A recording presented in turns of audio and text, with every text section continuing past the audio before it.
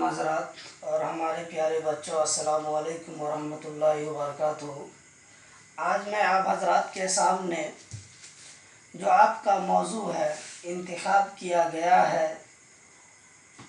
اردو کا مضمون۔ اصل میں سب سے پہلے یہ بات بتانا چاہوں گا کہ اردو کے لغوی معنی کیا ہوتے ہیں، پھر اس کے بعد کہ اردو کی تعریف کیا ہوتی ہے، کیونکہ سب سے پہلے کسی چیز کو پڑھنے سے پہلے اس کے معنی کا اور اس کی تعریف کا جاننا بہت ضروری ہوتا ہے، تاکہ پڑھنے اور سمجھنے میں آسانی کا سامنا کرنا پڑے۔ اسی لیے میں سب سے پہلے آپ کو آج کے سبق شروع کرنے سے پہلے میں آپ کو بتانا چاہتا ہوں کہ اردو کے کیا معنی ہوتے ہیں۔ اردو کے اصل لغوی معنی ہوتے ہیں لشکر کے، لشکر یعنی فوج، اور اردو کی اصطلاحی تعریف جس کو کہیں گے اردو کی تعریف کہ الفاظ کے ذریعے نئے خیالات کو پیدا کرنا، اور جب خیال پیدا ہو جائے تو اسے لکھ کر یا بول کر بیان کرنا سکھانا، اس کو کہتے ہیں اردو کی تعریف۔ سب سے پہلے آپ کو جب یہ معلوم ہو گیا تب اس کے بعد آپ کا سبق ہے، آج کا سبق کتاب کے اندر آپ کے لیسن نمبر 10 کے تحت آتا ہے کہ اللہ،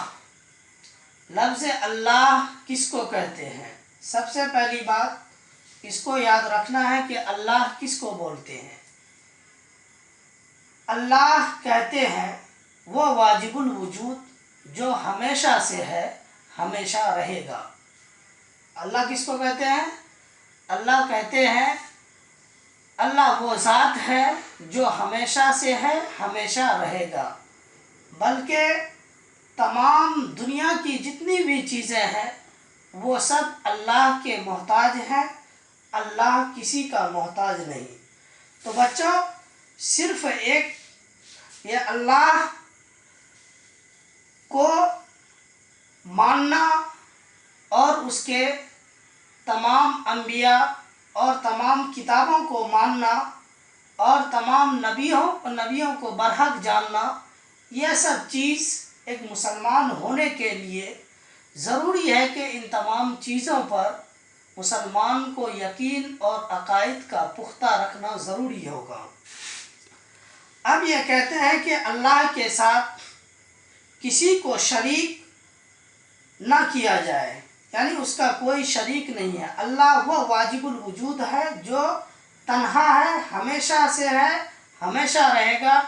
جس کے دلیل قرآن کریم میں اللہ تبارک و تعالیٰ نے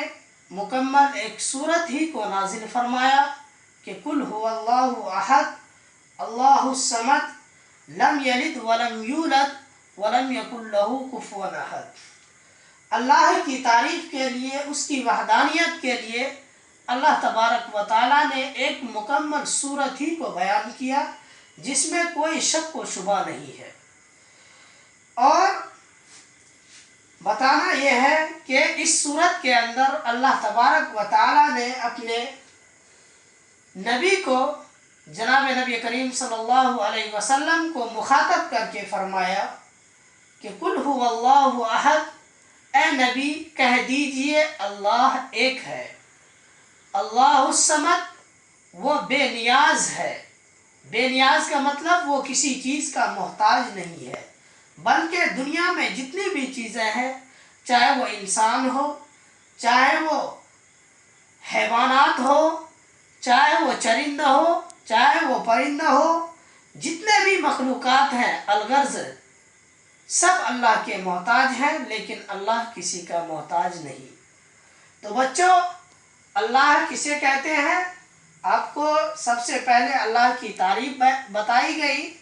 کہ اللہ وہ واجب الوجود ہے جو ہمیشہ سے ہے، ہمیشہ رہے گا۔ اب آیا کہ اسی قرآن کے اندر جو میں نے سورہ اخلاص کا جو تلاوت کیا، اس میں جو فرمایا کہ قل هو اللہ احد اللہ الصمد لم یلد، نہ وہ کسی سے پیدا ہوا ہے نہ اس سے کوئی پیدا ہوا ہے۔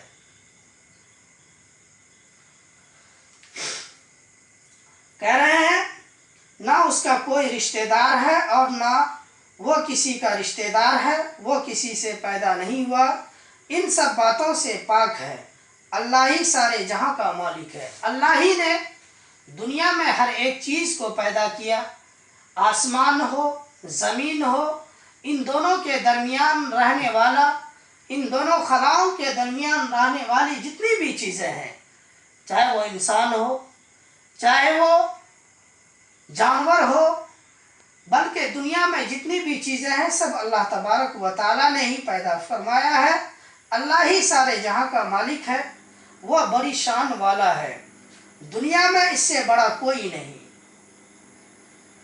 چاہے بادشاہ ہو چاہے امراء ہو، چاہے کتنے سے بڑے مالک ہو، چاہے وہ سیاست کے لائن میں ایم ایل اے ہو یا ایم پی ہو یا پردھان منتری ہو، چاہے وہ ایک عام انسان ہو جو زندگی گزارتا ہو، چاہے وہ دیہاتی ہو چاہے وہ شہری ہو، سب اللہ تبارک و تعالیٰ کے بنائے ہوئے ہیں، سب اللہ کے محتاج ہیں، بلکہ اللہ تبارک و تعالیٰ کسی کا محتاج نہیں۔ ہمیں اللہ نے پیدا کیا ہے، ہمیں اس بات کا بھی یقین ہمارے لیے ضروری ہے کہ ہر چیز کو جہاں اللہ نے پیدا کیا ہے وہاں اللہ نے ہم کو بھی پیدا کیا ہے۔ ہمارے ماں باپ، بھائی بہن، دادا دادی، الغرض جتنے بھی احباب رشتہ دار ہیں سب کو اللہ ہی نے پیدا فرمایا، یہاں تک کہ زمین کو بھی، آسمان کو بھی، سورج اور ستارے، بلکہ فرشتہ ہو یا جنات ہو، سب کو اللہ تبارک و تعالیٰ ہی نے بنائے ہیں۔ وہی ہمیں پیدا کرتا ہے اور وہی موت بھیجتا ہے۔ اللہ جس کو موت دے اس کو کوئی نہیں بچا سکتا، کیونکہ موت اپنے وقت پر ہی آئے گا، موت اپنے وقت پر ہی آنے والی چیز ہے، ایک وقت نہ اس سے قبل نہ اس سے بعد میں آنے والی چیز ہے، بلکہ اللہ تبارک و تعالیٰ نے قرآن کریم میں بھی ارشاد فرما دیا وَأَجَلٍ مُّسَمًّى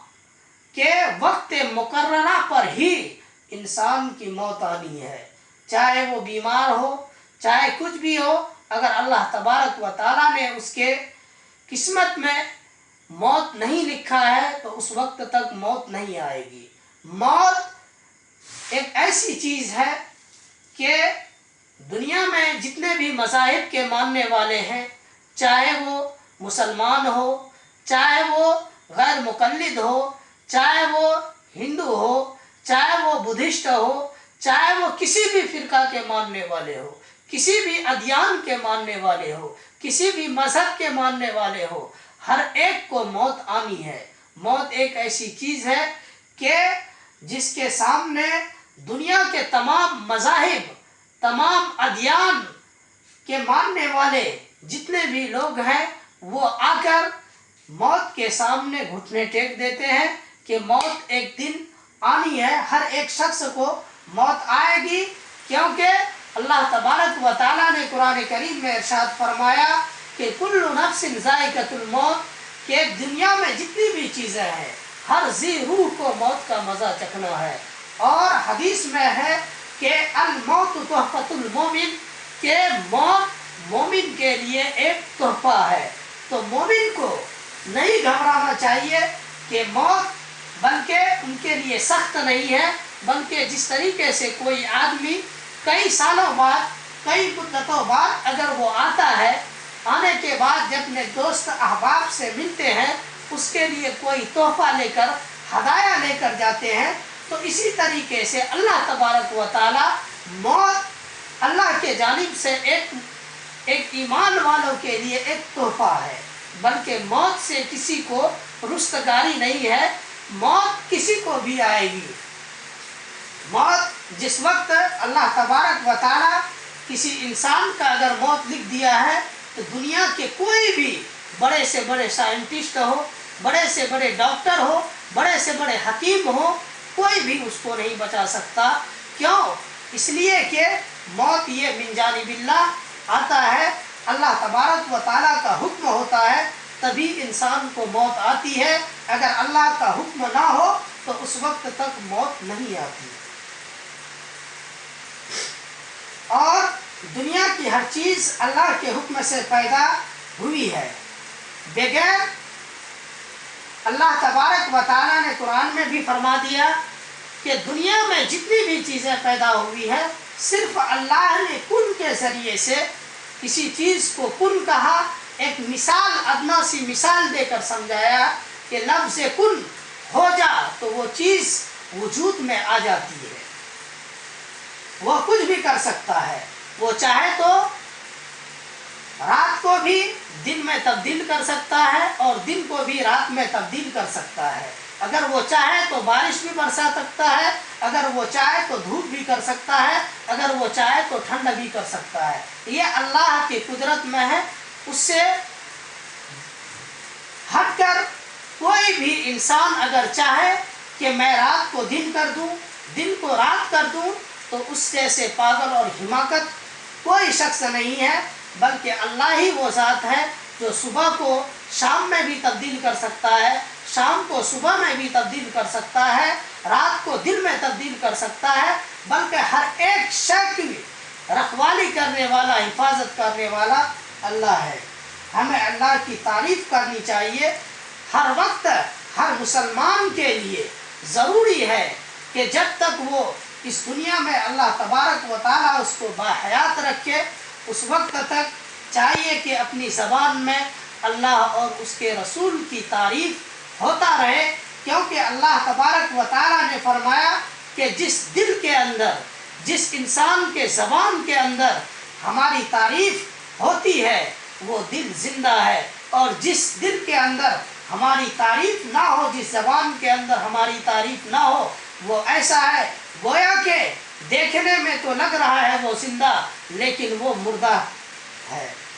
ہمیں اللہ کی تعریف بیان کرنی چاہیے اور اس سے ڈرتے رہنا چاہیے، حتی الامکان ہر وقت اللہ تبارک و تعالیٰ سے ڈرتے رہنا چاہیے۔ ہر مسلمان کے لیے ضروری ہوتا ہے کہ وہ اللہ اور اللہ سے ڈرتے رہے، کیونکہ جو بھی چیز ہوتی ہے وہ اللہ ہی کے طرف سے ہوتی ہے۔ بس میں آج کا یہ میرا سبق تھا جو آپ کے لیے بہترین تھا، میں نے آپ کو حتی الامکان سمجھانے کی کوشش کیا۔ امید کرتا ہوں کہ اللہ کی ذات پر کہ آپ لوگ بغور سماعت فرما رہے تھے اور آپ اس پر عمل بھی کریں گے اور یقین بھی رکھیں گے کہ جتنی بھی چیزیں، جو بھی چیزیں دنیا میں ہوتی ہے وہ سب اللہ کی طرف سے ہوتی ہے۔ اللہ ہی ہر چیز کا پیدا کرنے والا ہے، اللہ کے سوا کوئی پیدا کرنے والا نہیں۔ ہمیں جب تک اللہ تبارک و تعالیٰ اس دنیا میں رکھے، اپنے خوف کے ساتھ، اپنے ایمان کے ساتھ قائم و دائم رکھے اور اپنے انبیاء اور رسول کے طریقے پر چلنے والا بنائے۔ وآخر الدعوان الحمدللہ رب العالمین۔